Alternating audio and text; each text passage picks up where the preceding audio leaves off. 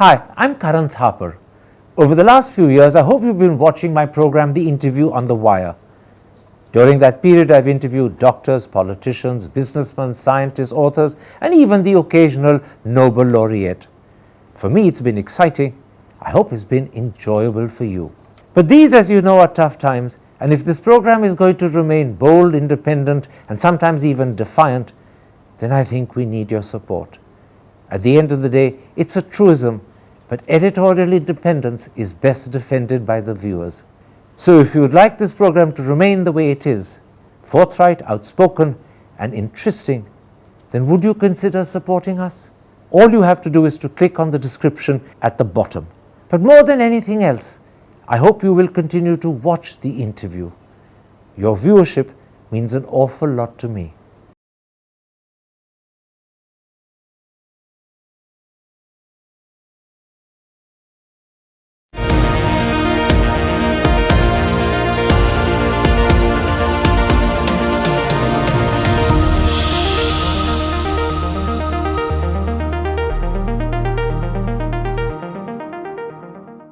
Hello and welcome to a special interview for The Wire. Our yesterday's tax surveys on BBC offices in Delhi in Bombay, which reportedly continued through the night and will also continue during the day-to-day, justified? Or are they an act of harassment, intimidation, and let's be blunt and honest, revenge by the Modi government? Which of the two? That's the key issue I shall discuss today with one of India's foremost journalists, the former editor-in-chief and former publisher of The Hindu, N. Ram. Mr. Ram, let me start with a general question. I'll come to details and specifics thereafter.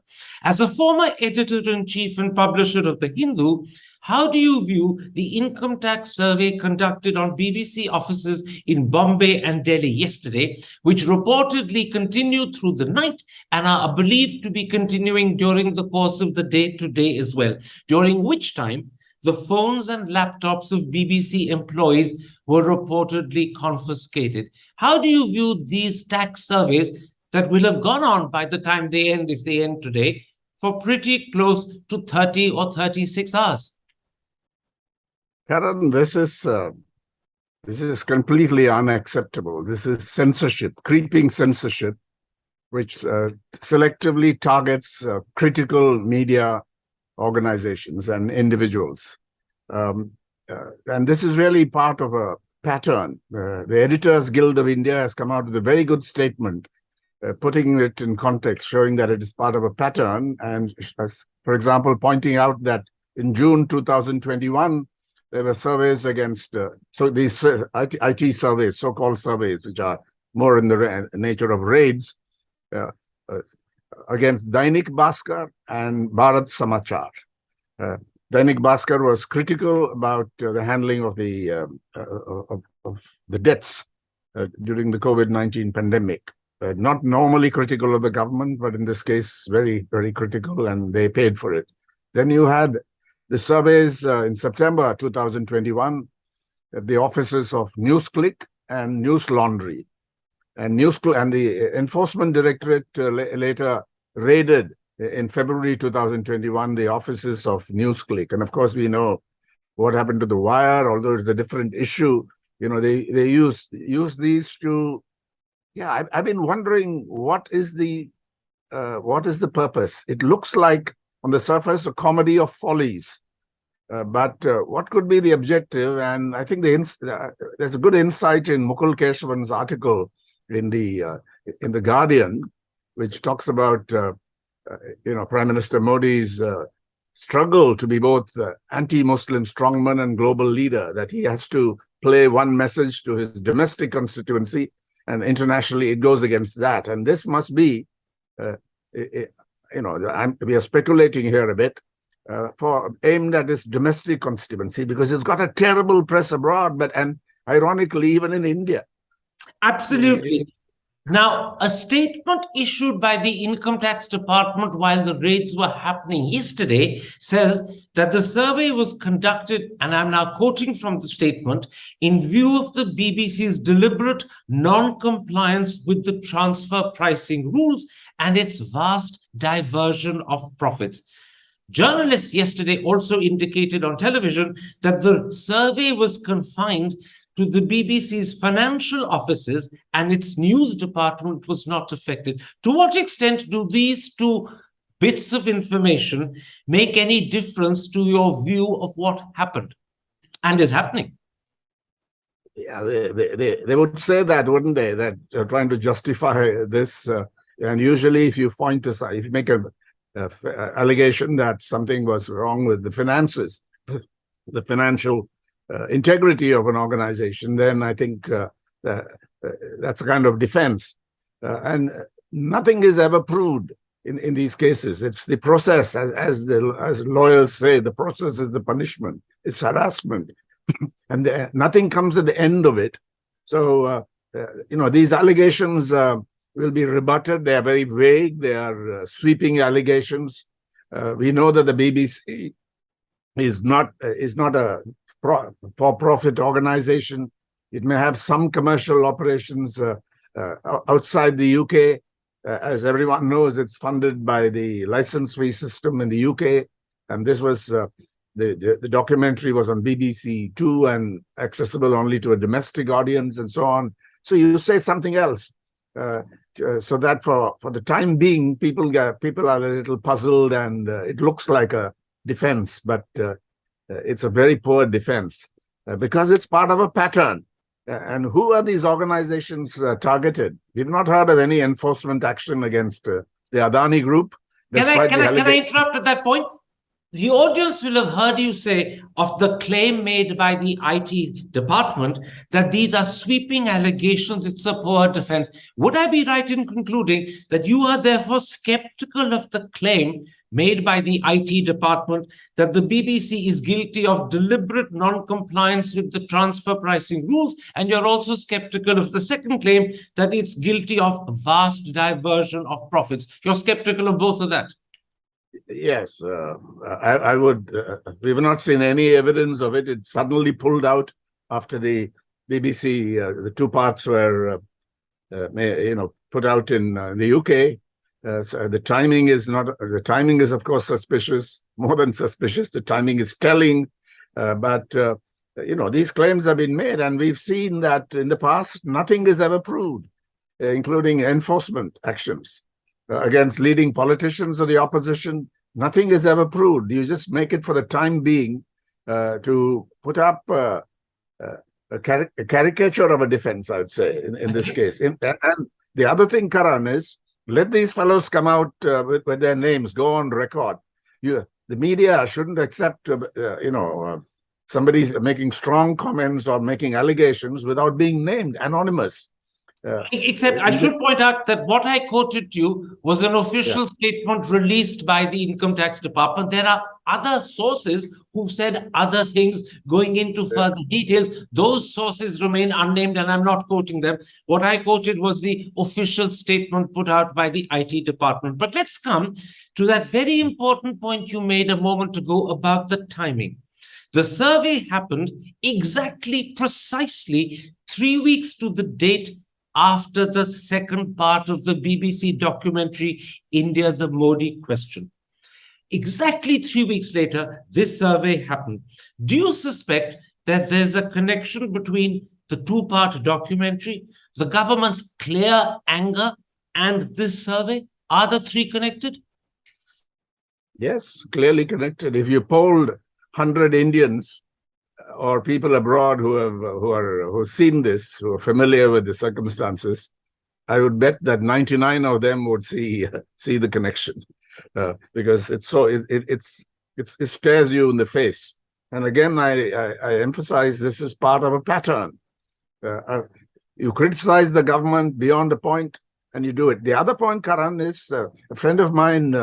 We are discussing it, and he said, if a credible organization makes these allegations, that's all the more damaging. That's really what inflames them, what pushes them into over-the-top action.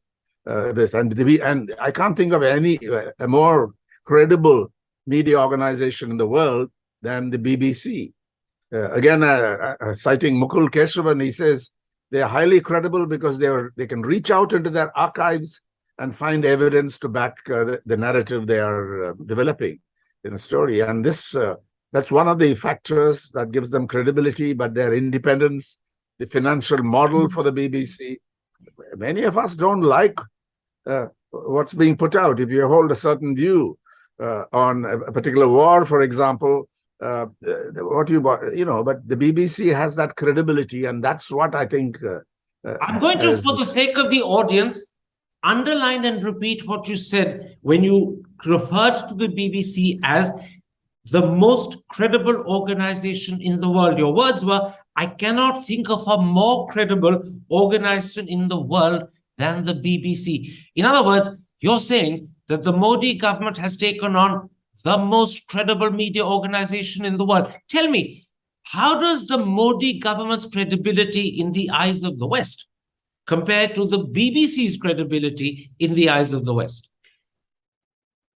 That's a hard question. I think Western powers want to woo the Modi government as a counterweight to China. But having said that, I would say that the BBC's credibility, since you put me a direct question, is clearly greater, internationally speaking, than the BJP government's or the Modi government's credibility, particularly after these facts have come to the fore, whether you're talking about what happened in Gujarat in 2002 and what's happening today, that the connection, what I've referred to as a genetic connection between the two, or the latest action.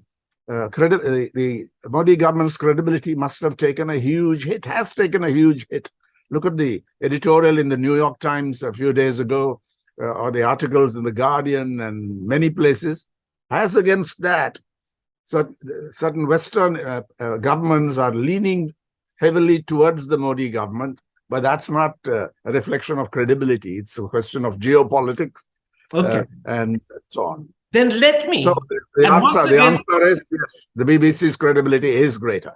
I'll just repeat that. The BBC's credibility is clearly greater than the Modi government's credibility internationally. Those were, I believe, your precise words. I wrote them down as you were speaking. Let me then, against that background, ask you, and I'll ask you bluntly, are these tax surveys, which for the rest of the world, by the way, are equivalent to raids? We in India insist they are surveys and not raids, but the world is reporting them as raids. Are these tax surveys or raids, in your eyes, some form of revenge? Or is it an attempt to intimidate the BBC? Or is it arguably, possibly both revenge and intimidation? Let's look at whether it's intimidated the BBC. I don't think the BBC will be intimidated by these raids or the so-called surveys, which are really more in the sort of raids. They are not in. Is it revenge? It could be a little bit. But again, I think it must be aimed at a domestic audience. That point, I think that framework that you're trying to be both anti-Muslim strongman and a global leader, particularly at the time of your presidency of the G20. I think there's a profound contradiction here. So I think my answer, it's a hard question because it could be revenge. Part of it could be revenge. I don't think it's intimidated the BBC at all in this case, because what's the evidence they're going to find? Let's see. But it is clearly aimed at the domestic audience, which has responded. They responded, including a spokesperson of the BJP. I'll come to that spokesperson in a moment's time, but let me for a moment put a sort of devil's advocate question to you. Let's assume, for argument's sake, that the government has got genuine tax-related questions and issues with the BBC.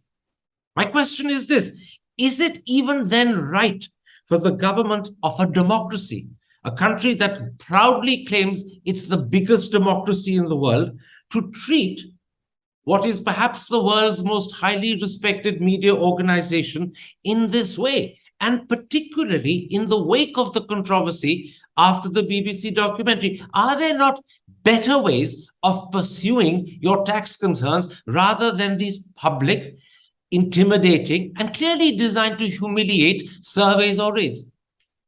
Yes, I think that is indefensible. If there are these concerns, there must be a record. Go back into your archives and produce. Have you raised this with the BBC before? What is the BBC's response? Put it all in the public realm, and then we can judge this at that point. This is sudden. Suddenly you raised an issue. So far as I'm concerned, I've not seen anything to suggest that these concerns were pursued with the BBC earlier. There must be a record. There must be a paper trail on this. So you suddenly pull it out of your hat and say make these accusations. So where were these concerns before, the day before the raid, and so on? Have you raised it with them? A civilized way of doing it, or a sensible business-like way of doing it, would be to raise these concerns if you had them, assuming again these concerns are genuine or real or existed before you actually decided on this raid. Ram, so just to clarify, you're saying, if I've heard you correctly, that treating an organization of the credibility and stature of the BBC in this way is indefensible. There are better ways of pursuing concerns if you have legitimate concerns. There's a big if there, but this is not the right way of pursuing legitimate concerns. Yes, exactly. That's exactly what I meant. You put it better than I did. Let me then come to some of the claims made yesterday at a formal press conference by Govt Bhatia, an official BJP spokesperson, and I assume that these claims were made by him to justify the treatment of the BBC. He made 3 claims on television. First, he said the BBC has called Holi a filthy festival. Then he said that the BBC had once described a Kashmiri terrorist chief. He didn't name him, but everyone assumes he's talking about Burhan Wani, as charismatic and youthful.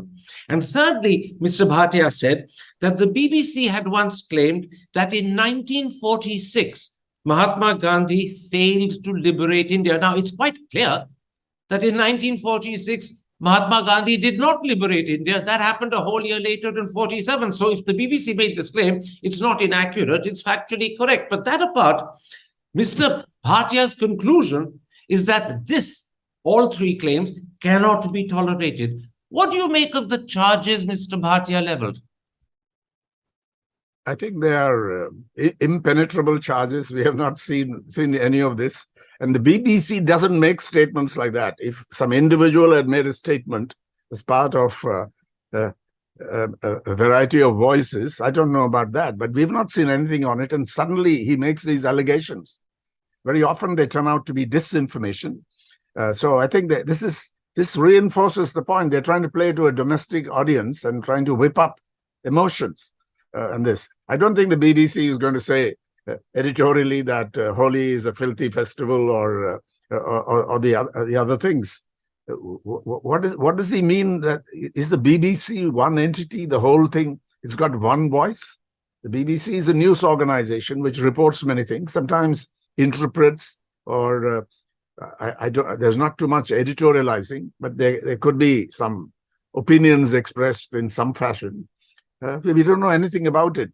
But for the official, the spokesperson of a major political party, the leading political party in the country today, to make that, I wouldn't dignify it. I wouldn't take it too seriously. Okay. It only shows they are having a hard time defending the action. Now, in fact, Mr. Bhatia went one step further. He called the BBC, and I'm quoting him, the most corrupt corporation in the world. And then he translated the initials BBC as Bhrash Bakwas Corporation, meaning corrupt rubbish corporation. Is it fitting for the spokesman of the ruling party of India to refer to the BBC in this fashion? A crude and vulgar comment is what I'd say about this. Such language used, it shocks people. Who would believe that the BBC is the most corrupt organization? It's a not-for-profit organization. It's funded by the license fee system. It's independent. It's regulated by Ofcom. You may have your differences with it, but to characterize in this way is shameful, disgraceful, and vulgar. That's what I'm actually understating my condemnation of such uncivilized words. Now, separately, Mahesh Jethmalani, who in his own capacity is the leading lawyer, but used to be a member of the BJP's national executive and now is a nominated Rajya Sabha MP. He was sent to the upper house by the Modi government, claimed on India Today that the BBC has clandestine links with the Chinese company Huawei. He also said that the BBC pension fund has invested in the stocks of Chinese companies owned either by the government of China or in co-partnership with Chinese entrepreneurs and the government. Now, first of all, it's not wrong for the BBC pension fund to be invested in such companies. Loads of other pension funds would be as well. And secondly, this doesn't mean that the BBC is getting Chinese money or there's a Chinese hand behind the BBC, which is what Mr. Jethmalani went on to claim. How do you respond to the allegation made by Mahesh Jethmalani? Again, I found it an impenetrable argument. I listened to it, but I was part of a program where this is featured. The first thing is, India has the good diplomatic relations with China. It may have some differences over the boundary question, but it has relations. More secondly, China is India's one of the top one or two trading partners. In fact, in 2021, Karan, a difficult year for India-China relations, two-way trade was $125 billion, $125 billion at that in a difficult year. So India has very deep trade relations with China, and also there are other business relations. That's the first point. Secondly, I couldn't understand Mr. Jethmalani because you're talking about BBC. He was making an allegation unconnected with the action against the documentary, because that was to BBC too, and we know that was financed by the license fee system. There was no commercial operation involved other than the license fee system for a documentary aired to a domestic audience. So I don't know what he was talking about. It appeared to be an attempt to divert attention by hurling this charge, about which no evidence has been produced. And as you say, if those things had happened, those transactions had happened, what's wrong with it? How does it color the BBC's depiction of India or 2002 or what's happening today on Modi versus the Muslim question? Absolutely. Yeah. Now, as you pointed out in this interview, what happened yesterday to the BBC, what continued last night, and what is allegedly, reportedly continuing through the course of today as well, has made banner headlines in every major democracy. And my question is simple. How much damage will that do to India's image and standing? I think it has already done a lot of damage on top of other things that have come. But since you've taken on this highly credible media organization, I think I would say this has done more damage than any previous attack on press freedom or media freedom or free speech, and any previous episode of censorship. In fact, more than blocking access to episode 1 in the first instance. So I think this has done enormous damage, and I'm astonished at this time. Surely this wouldn't have taken place, these income tax raids, so-called survey, without approval from the top people in government. If it did, they should come out and distance themselves from this action by the income tax authorities. But nobody believes that because it clearly came from the top. And it's done enormous damage precisely because the BBC is a highly credible organization with whom you need not always agree. Very often I don't, on its worldview and so on. So there are many instances where I don't agree with the way they project it, but that's no reason for not watching it. That's the channel you'll go to first. Absolutely. I've got two more questions to put to you before I end the interview.